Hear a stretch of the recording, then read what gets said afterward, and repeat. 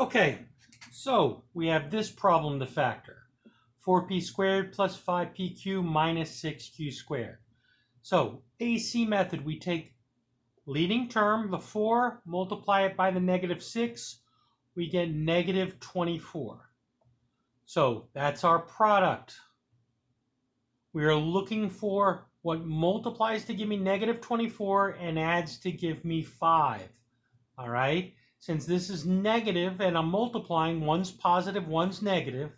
Since this is a positive 5, that means the bigger of the two must be positive.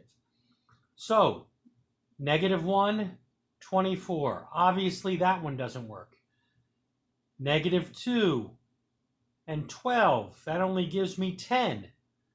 Negative 3 and 8 gives me negative 24, and I add it together, it gives me 5.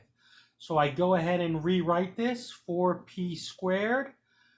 I split the middle term into a negative 3pq and a positive apq, which that would have added to give me that, minus 6q squared.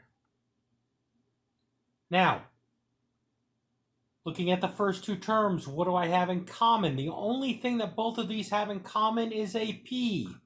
So I factor out a p, which leaves me with 4p minus 3q.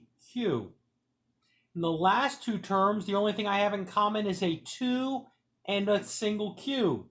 So I factor out a 2q, which leaves me with 4p minus 3q. 4p minus 3q is in the parentheses for both of them. So I factor a 4p minus 3q out, which leaves me with p plus 2q. If I multiply that back, that would give me what I started with.